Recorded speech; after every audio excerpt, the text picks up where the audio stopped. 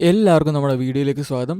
അപ്പോൾ ഇന്നത്തെ വീഡിയോയ്ക്ക് നമ്മൾ പറയാൻ പോകുന്നത് ഡീമൺ സ്ലെയറിൻ്റെ ഇൻഫിനിറ്റി കാസിൽ ആർക്കിൻ്റെ 153ാമത്തെ ചാപ്റ്ററാണ്. കഴിഞ്ഞ ചാപ്റ്ററിൽ നമ്മൾ പറഞ്ഞു നിർത്തിയത് ടാഞ്ചിറോ അക്കാസേൻ്റെ തല വെട്ടുന്നിടം വരെയായിരുന്നു. അപ്പോൾ ഇതുവരെയുള്ള ചാപ്റ്റേഴ്സ് കണ്ടില്ല, ജസ്റ്റ് നമ്മുടെ പ്ലേലിസ്റ്റ് എഴുതിയിട്ടുണ്ട്, അതിലൊന്ന് കയറി നോക്കുക. അപ്പോൾ നമുക്ക് വീഡിയോയിലേക്ക് പോകാം. 153 തുടങ്ങുമ്പോൾ നമുക്ക് കാണാം. കഴിഞ്ഞ ചാപ്റ്ററിൽ പറഞ്ഞ് അക്കാസയുടെ തല വെട്ടിയ ടാഞ്ചിറോ താഴേക്ക് കാല് ചാടി കുത്താൻ വേണ്ടി പോവാണ്. അപ്പോൾ അതിനു മുമ്പ് അക്കാസയുടെ മൈൻഡിൽ കുറേ കാര്യങ്ങൾ ഇങ്ങനെ മിന്നി പറയുന്നുണ്ട്. അതായത് ഇത്രയും സെഞ്ചുറീസ് ഞാൻ നിന്നിട്ട് ഇന്നേ വരെ ഒരു ഹ്യൂമനും ബാറ്റിൽ സ്പിരിറ്റ് ഇല്ലാതെ ഞാൻ കണ്ടിട്ടില്ല. ഈവൻ ഒരു ചെറിയ കുഞ്ഞിന് പോലും അതിൻ്റേതായിട്ടുള്ള ബാറ്റിൽ സ്പിരിറ്റ് കാണും. പക്ഷെ ഇവൻ്റെ ബാറ്റിൽ സ്പിരിറ്റ് സെക്കൻഡുകളിലേക്ക് മാറ്റിവെച്ചു. അത് ഞാനൊരു ചെടിയുമായി ഫൈറ്റ് ചെയ്യുന്ന പോലെ ആയിരുന്നു. എൻ്റെ സെൻസസ് എല്ലാം കെയോസിലായിരുന്നു. എൻ്റെ കോമ്പസ് അവനെ ഡിറ്റക്റ്റ് ചെയ്യുന്നില്ലായിരുന്നു. പക്ഷെ കുഴപ്പമില്ല, ഒരു ബാറ്റിൽ ഫീൽഡിൽ പ്രതീക്ഷിക്കാത്ത കുറേ സംഭവങ്ങൾ നമ്മൾ നേരിടേണ്ടതായിട്ട് വരും. ഈവൻ ഒരാളുമായി ആദ്യമായി ഏറ്റുമുട്ടുകയാണെങ്കിൽ പോലും അവരെ ഡീൽ ചെയ്യാനുള്ള വഴിയും കണ്ടുപിടിക്കണം. എനിക്കത് ചെയ്യാൻ പറ്റും. ഈ ചെറിയ ടൈമിലെ ഫൈറ്റ് കൊണ്ട് അവൻ എൻ്റെ സ്പീഡിനെ സർപ്പാസ് ചെയ്യാൻ മാത്രം എന്തോ മനസ്സിലാക്കി.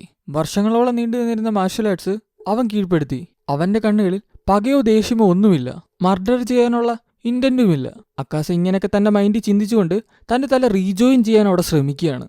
അക്കാസയുടെ മൈൻഡിൽ വരുന്നുണ്ട്, തീർന്നിട്ടില്ല, എനിക്കിനിയും ഫൈറ്റ് ചെയ്യാൻ പറ്റും, എനിക്കിനിയും സ്ട്രോങ്ങർ ആകാൻ സാധിക്കും.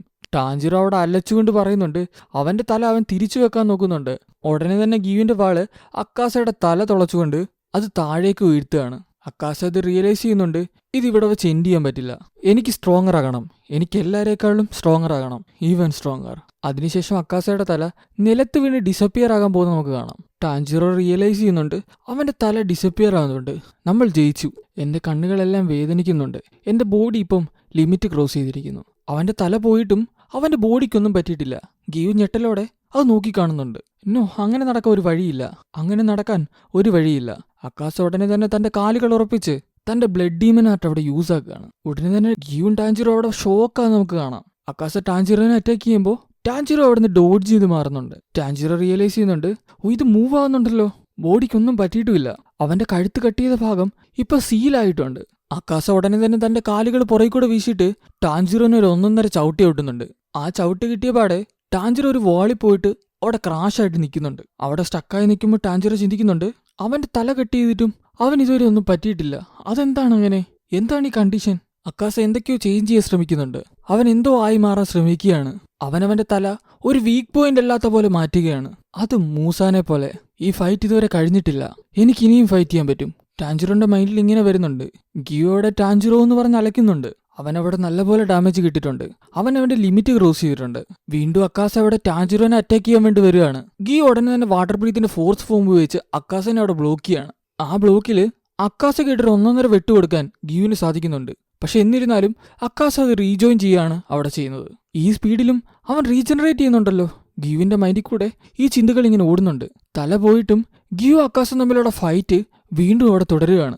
ഗിയു അവിടെ ഗിയുവിന്റെ ലിമിറ്റ് റീച്ച് ചെയ്യുന്ന പോലെ നമുക്ക് തോന്നുന്നുണ്ട്. ഉടനെ തന്നെ അക്കാസ ടാഞ്ചിറോനെ നേരെ തിരികെയാണ്. ഗിയു ഉടനെ തന്നെ അക്കാസനെ നോക്കി ഷൗട്ട് ചെയ്തിട്ട് പറയുന്നുണ്ട്, ഞാൻ ഇതുവരെ മരിച്ചിട്ടില്ല, ടാഞ്ചിറോനെ തൊടുന്നതിന് മുമ്പ് നീ ആദ്യം എന്നെ തീർക്ക്.